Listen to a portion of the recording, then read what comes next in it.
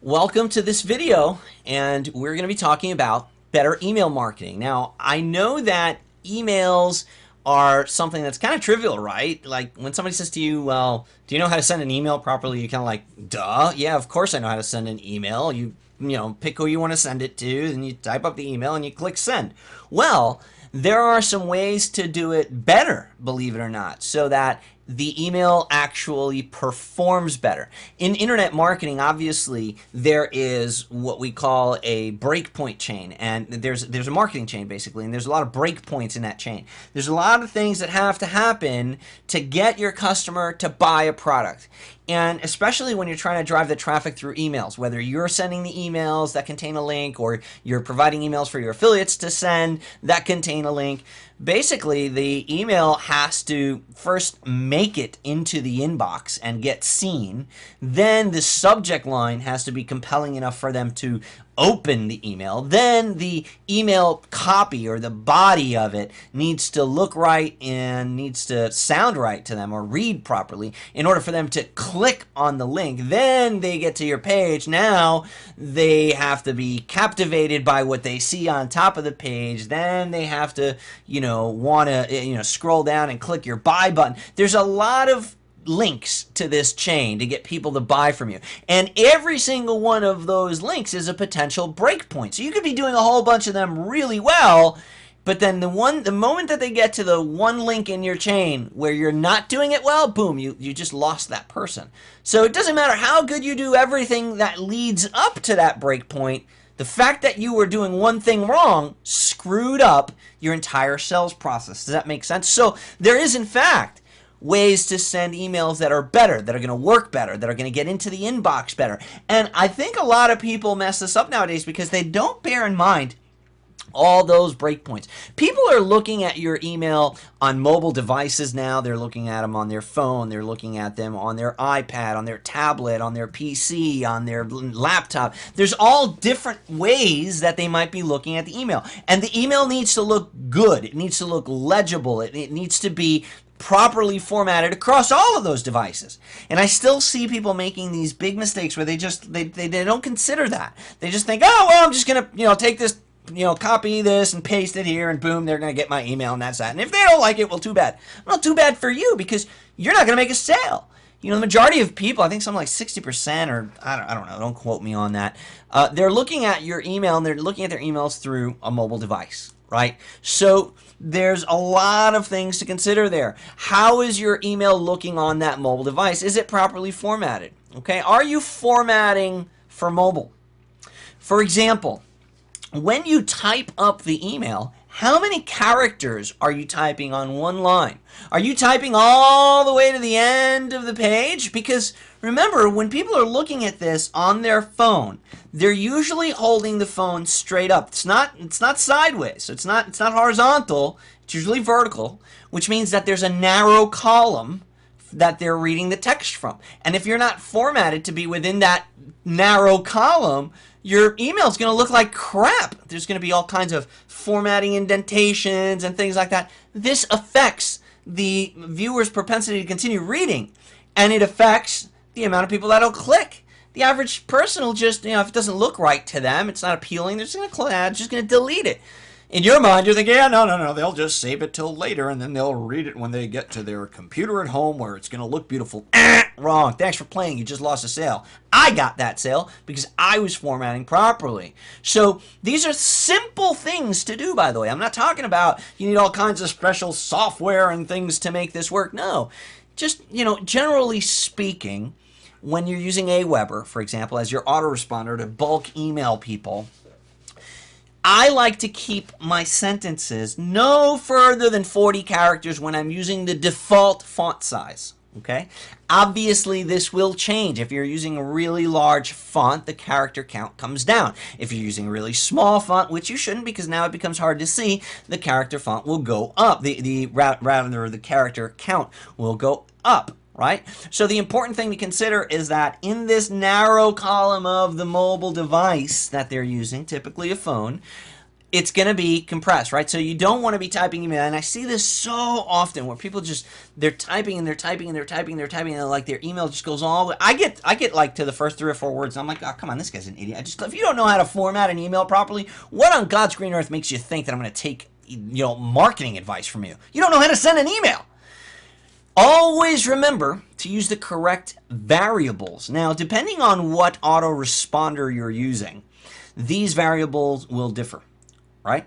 Now, a variable is a little bit of code typically contained in the little squiggly brackets that you see there. And that code, or we call a short code, that little short code, when you paste that into the email copy, the autoresponder dynamically replaces that code with the text on file that represents that variable. Meaning, if I insert the first name fix variable, what it's going to do is it's going to take the first name of that subscriber that's receiving that email and it's going to drop it into that spot.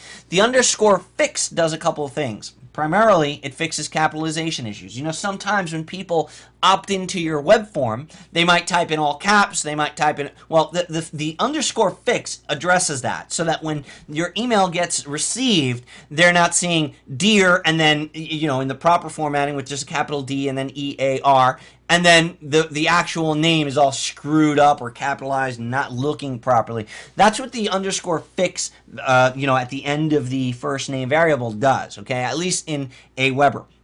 Now, whether you're using GetResponse, Constant Contact, whatever you're using, it's important that you use the proper variable. Now, it happens to everybody. If you're typing these in manually, you might screw it up, and somebody's going to get an email that says first name fix. It's happened to me. It'll probably continue happening in the future. Sometimes when you're doing this fast, it happens. What can I say? But this is something this is a major break point, right? And when somebody, especially in marketing, you're in the business. You're trying to position yourself and establish a rapport of being an expert in marketing. Yet you're sending your prospect something that says, "Hi, first name." All right, dude, you know what? If you just called me first name fix, you just lost all credibility as an expert marketer. So it happens to all of us, but this is something that you should really look out for. And this doesn't particularly have anything to do with mobile or PCs or laptops or whatever. The variable is the variable. But it's just one of the things that's important for you to keep in mind when you're creating your email copy. And by the way, using variables are a great way to connect with your audience, right? So when you call somebody by their first name, that's an important, as a matter of fact, a person's name is the word that they've heard most in the entire English language. Their name is the word they've heard most throughout their entire lives. More than any other word, they've heard their name. And that word commands their attention. Whenever that word is called out in public, they look. It commands their attention. All their lives, they've been trained by the world to respond to their name. So use their name. This isn't rocket science. Just use their name. Use a visually friendly layout. Here's another issue. People don't use the return key, the enter key, often enough. Do you know that there's 2 ways to hit enter? Pretty much on any kind of software, whether it's autoresponder or, HTML editors, anything. You could just hit the enter key, or you could hit shift enter. When you just hit the enter key, that's a hard paragraph break. When you hit shift enter, that's a soft paragraph break. Okay, so when you're within the same paragraph and you just want to drop the paragraph to a new line, you should hit shift enter. When you are trying to start a completely new paragraph, you should just hit enter. How often should you hit shift enter? Every 40 characters or so, right? So what this ends up giving you is a narrow column type of email layout that's very easily read across mobile devices. Okay, and a lot of people don't do this. They just keep typing and typing and typing and typing and typing till the end of the paragraph. Boom, then they hit enter.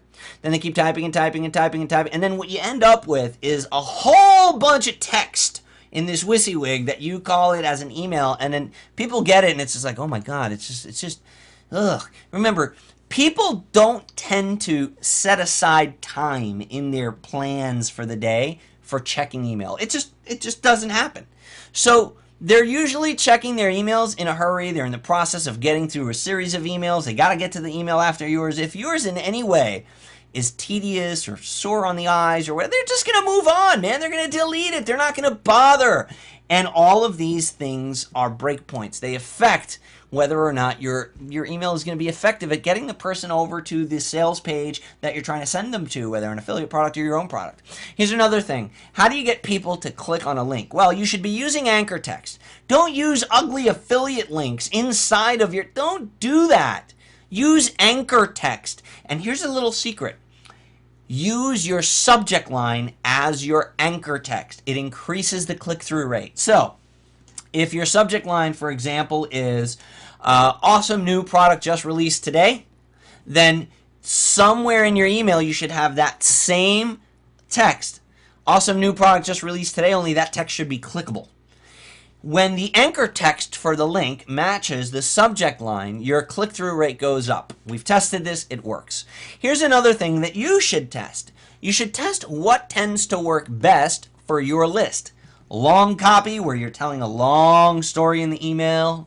Short copy, where it's quick to the point. Hey, this is what's going on. This is how it's going on. Click here to see it going on. Boom.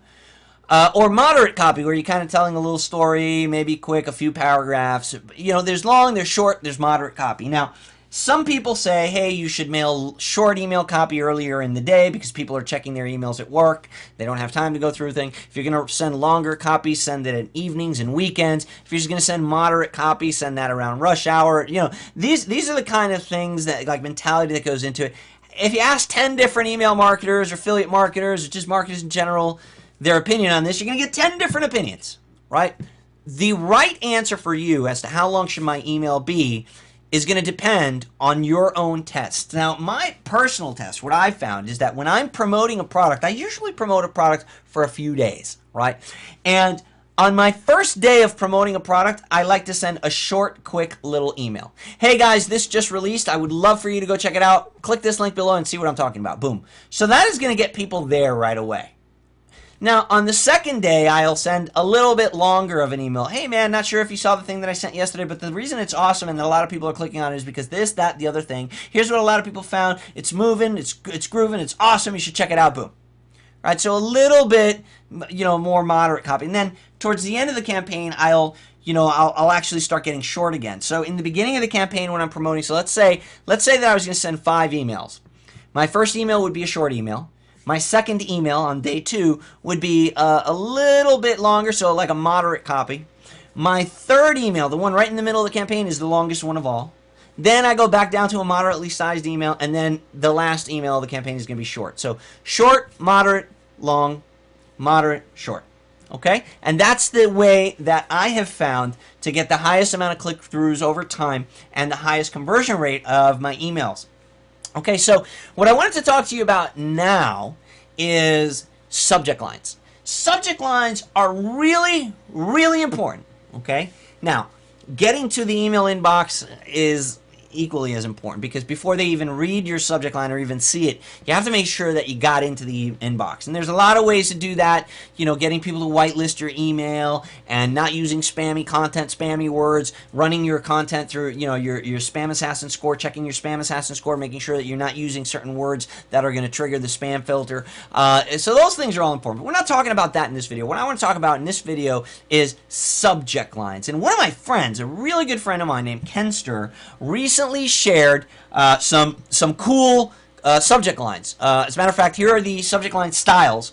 You can follow Kenster on Facebook. He's a really, really cool guy. His name's Ken Spanner. He's got an excellent product called Six Figure Business Academy that you should check out. Kenster is awesome. He's one of the most well-liked marketers, and he posted this on Facebook, and it's some subject line styles that he's used very successfully in his own marketing. And when I saw it, I was like, wow, that is amazing. I love Kenster stuff, and this is the reason why. So I decided, well, I'm going to share that with my people. So props to Kenster. Follow Kenster. This stuff and these subject lines come from him, and I love them. I've started using some of them myself, and as a matter of fact, just last night I used one, and I had awesome results with it. I'll share with you in a minute the one that I selected. But these are the different groupings that Kenster provides. And he says your subject subject lines should deal with these certain emotions: fascination, qualification, curiosity. You should have questions as subject lines, benefits. You should be a reporter. You should have reporter subject lines, universal issues, urgency, numbered lists work very well, and controversial subject lines all work very well. Remember, the whole purpose of the subject line is for people to read it and then click. They have to click to open. So every part of the marketing chain, the purpose of every single part of the marketing chain is to get them to the next part.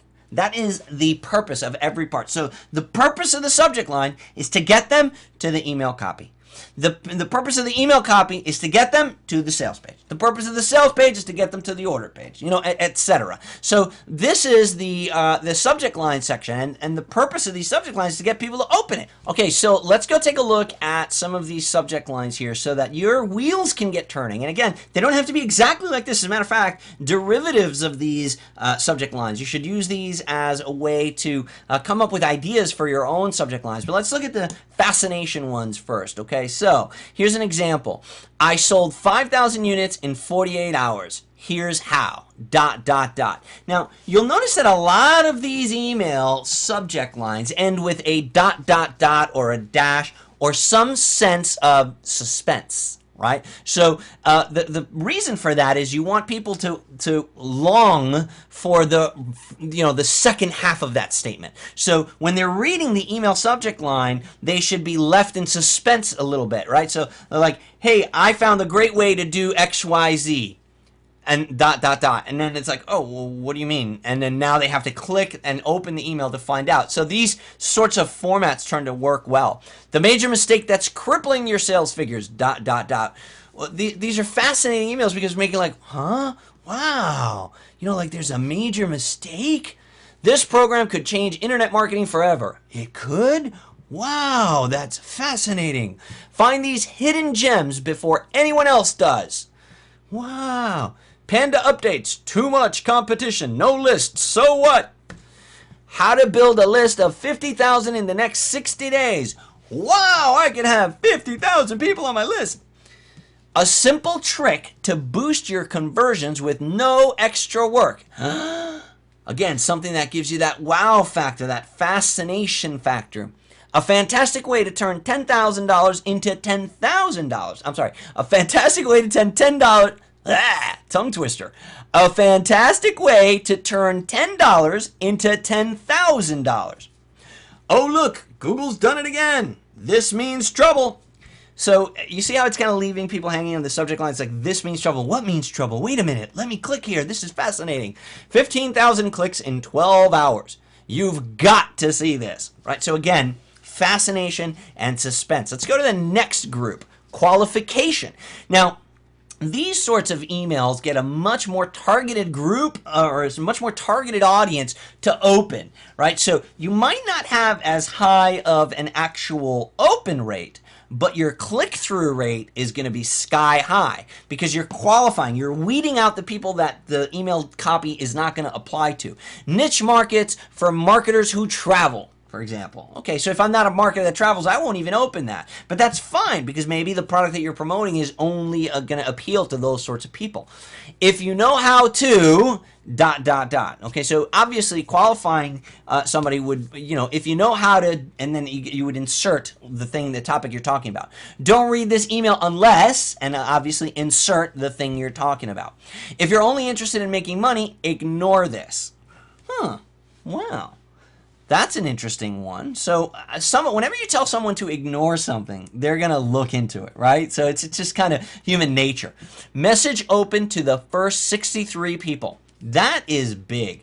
When you put, because what they're doing here is they're putting scarcity as well. You're using scarcity as part of the subject line because you're like, oh, wait, am I one of the 63? Boom. Oh, yeah, okay, I was able to open it, right? Only 5% will qualify. Well, am I one of the 5%? Wait, what do you mean? What's the qualifications? Boom. They don't even know what you're talking about yet. But again, these are suspenseful qualifying subject lines. Only read this if, and then you put in your qualifier there. Only read this if you're a parent. Only read this if you're a male. Only read this if you're a female. Only read this if you breathe oxygen. Whatever, insert it there. Wanted. Bloggers who write their own content. I don't tend to like using the wanted subject line. Now, this has had great success for a lot of people in specific niches. This is something you'd want to test. PPC experts only. Again, very qualifying, right? Very, very qualifying.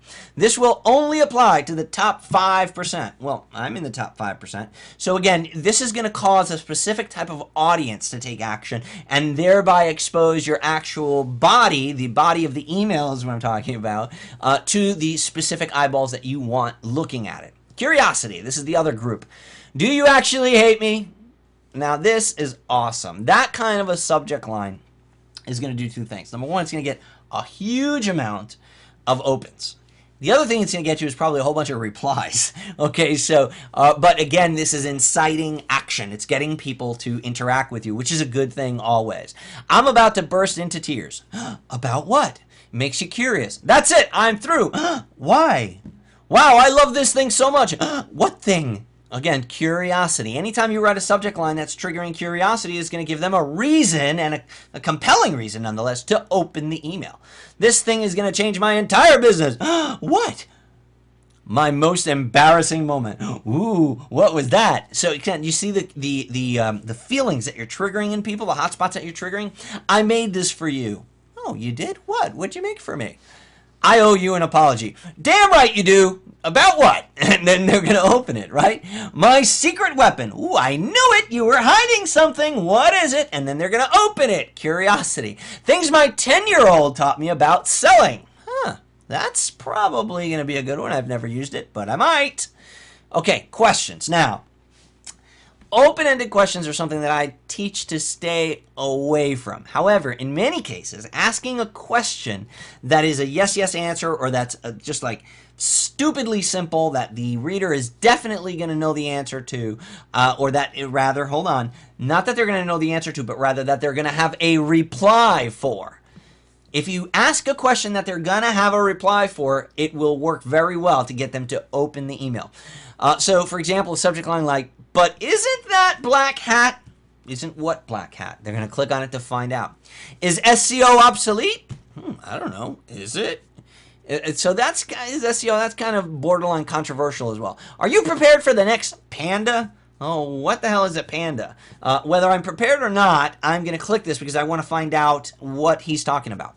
Are you a man or a mouse? Now, this is a challenging headline as well, right? It's kind of challenging the manhood of the reader. Now, the problem with this is that the percentage of people that are opening this or that are reading this might be, men or women. So you kind of have to know your audience, right? So if you have a list that's made mostly of women, then this might not be a very powerful subject line to use.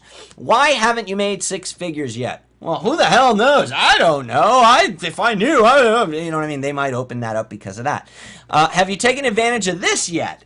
That's going to work really well because people are thinking, oh, well, hold on, am I missing out? What is it that he's talking about? And they're going to click. So again, curiosity is going to work well with all of these, right? How long does it take you to write a sales letter? CPA network treating you fairly? How much could you have made? That's a good one. How much could you have made if, right? Because what do you mean? How much could I have made if what? And could you pass this test? So again, these are question email subject lines that have actually fared very well for Kenstar. Benefits. So if you can mention a benefit in the subject line, that's powerful. Particularly if someone is actually looking to have that benefit in their life.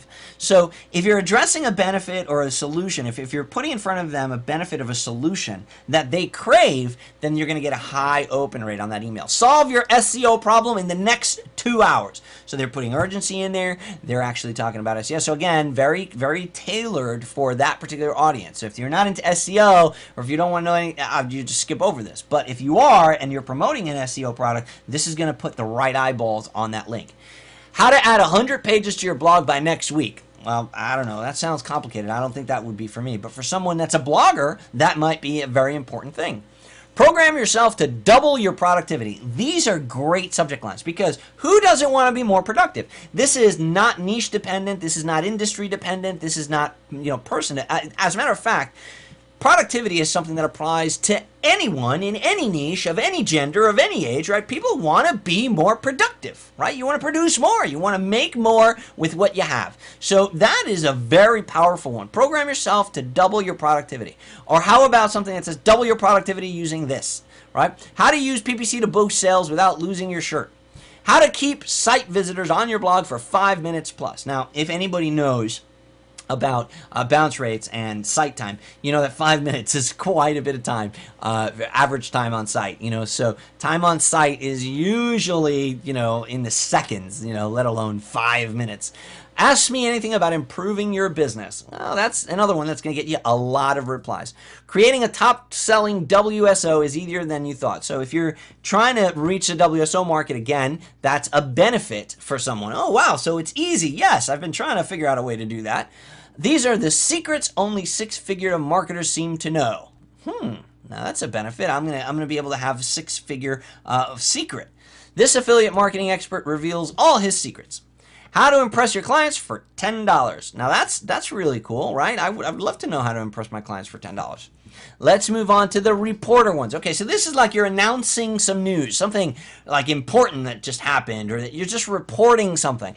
Headlines work really, really well to grab people's attention. And the important thing with headlines is they have to, really pull their eye. They've got to be compelling.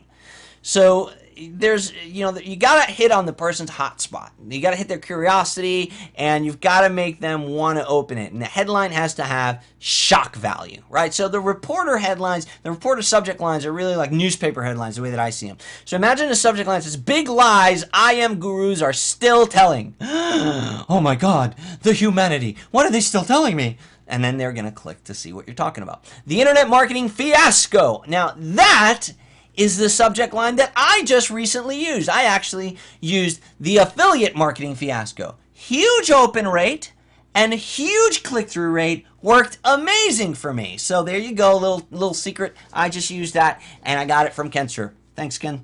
And now we've got, I have some important news, ... Well, what's your news? This is going to get such a huge open rate. Now, depending on what the news is and whether or not it applies, you're kind of, you're kicking the can to the next break point. You're getting people to open the email, but now it's not very targeted. So everybody is going to open it, whether it applies to them or not. You might be promoting a SEO product, a Facebook product, a golfing product, who knows? You might have important news about improving your golf swing, or you might have important news about list building. So every single person that's on this list is going to open this, but now you're going to have a very low click-through rate because you didn't qualify in this headline, right? But you got them in. So if your goal is to get as many eyeballs on a link as possible, then that's the kind of line that you use. 7-figure marketer misses out on 1.5 million. New case study, right? So that's another one. It's like a headline. It's like something you'd read on the top of a newspaper. New case study on 2012's hottest niches. The big traffic generation model surefire methods, or rather, surefire methods to business suicide. Now that's something that would work really well, right? Surefire methods to business suicide. Why would I open that? Well, because I don't want to commit business suicide. The latest statistics on IM failure rates. Popular myths that everyone believes. That's a good one, right? So what's a myth?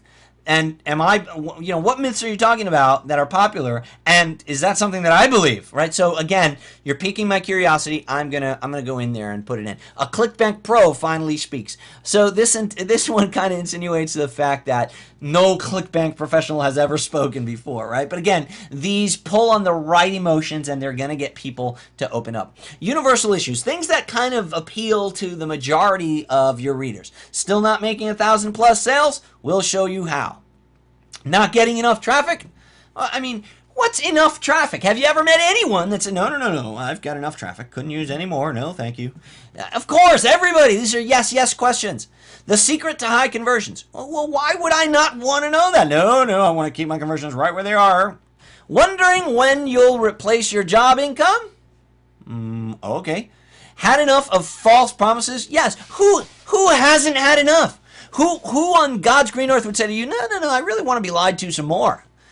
If you've ever wanted a surefire way to find a profitable niche, dot, dot, dot, right? Now they're going to open up to find out, well, what do you mean? What's he talking about? The cheapest way to get 10,000 subscribers. Well, okay, awesome. I want to know the cheapest way. You know, who wants the most expensive way? Nobody wants them. You could say the cheapest way to anything. And they're going to, you know, insert whatever item there. The cheapest way to, you know, improve your golf swing. The cheapest way to learn how to swim. The cheapest way to, you know, get rich. Whatever. It's everybody wants to know the cheapest way to do something. The fastest way, just the same exact thing. The fastest way to attract big time affiliates. The fastest way to learn to swim. The fastest way to make money online. The fastest way to anything. It's a universal desire, right? To be the fastest, to have the cheapest. You know what I mean? I was wasting my time with niche marketing until dot dot dot, again, a suspenseful one. How to overcome your fear of failure. That, you know, that's another one. Universal. Who is not afraid to fail? Well, you know, there's a lot of people out there that aren't afraid to fail, but who hasn't failed, right? Who hasn't experienced failure? Who hasn't had to deal with that question at one point or another in their life? Urgency. Urgency is very powerful. You've always heard me talk about FIGS, fear of loss, indifference, greed, and sense of urgency. Things like, it's almost over, dot, dot, dot. Well, what's almost over? I better hurry up. I better click this right now. Only 17 left. Oh my God, am I going to be number 16? You have 48 hours. Oh my God, wait, starting from right now? Wait, let me find out. This is happening tonight at 10 p.m. Oh my God, let me go in there. Attention, don't let this opportunity pass you by. Time's nearly up. Last chance. The deadline is Monday, the last day. Just 24 hours left. Then it's gone for good. All of these make you feel like, oh my God, wait, am I going to miss out? Wait, let me click this and before I do anything else, let me just make sure this isn't something that I might need. It's going to get people to take action now. That's what I love about urgency. There's some very, very good emails that, you know, might segment people and might get them to open, but they don't necessarily put them into that emergency mode. Like, oh my God, I better act right now. These subject lines have urgency, and when the user opens them, not only are they going to get to see your body copy, but they're going to be in that hyper, better take action right now kind of a mode. Numbered lists. Numbered lists work really well for some reason. People just love that, you know, that exactitude, that specificity of an amount of things. 10 things you need to know before you start PPC, before you start this, before you start that. Again, you can replace PPC with anything you want. 7 things that will guarantee your failure.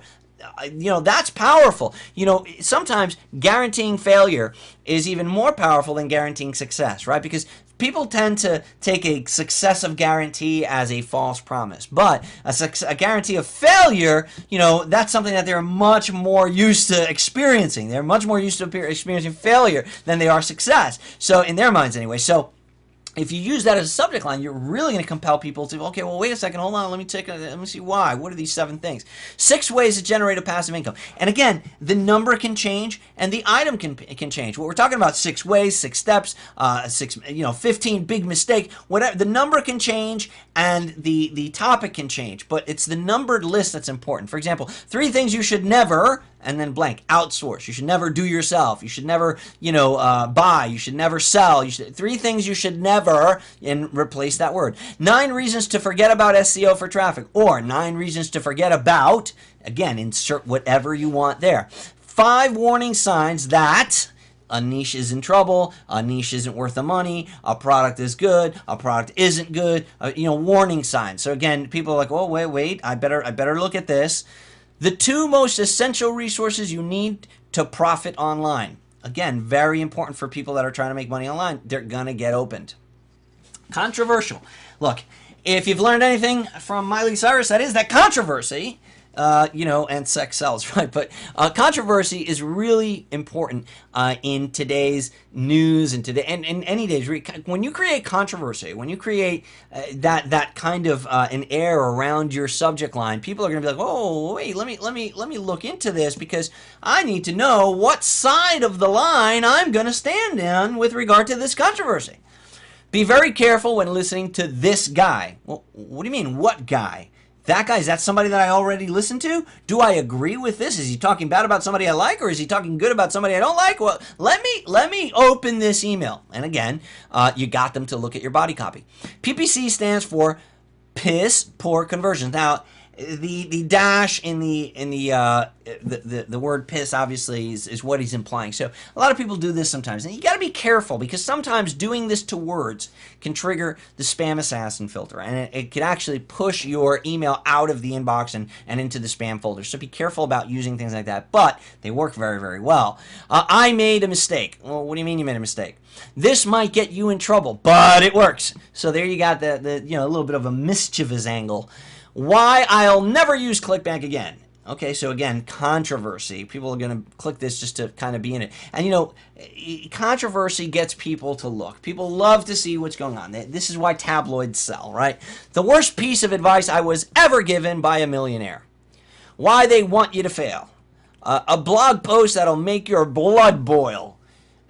Now, a blog post that you would think, when people don't want their blood boiling, you'll be amazed at how many people click on that. How a complete idiot made more money than I did. Wow. So that's incredible, because what'll happen is a bunch of people are going to be like, oh, well, I want to find that out because if an idiot did it, I can do it too. I can make more money than him, right? And they're going to put themselves in the idiot spot on that subject line by default. So it's going to work for you. Popular software you should think twice about using. All right. So again, these could be plays on words, but these are the kinds of things that are going to get people to open up your emails, okay? And like I said earlier, finish them with suspense, the ... the continuation. All of these things are going to cause people to click the email and read the copy. Use Kenster's tips, and I look forward to seeing you in the next video. Take care.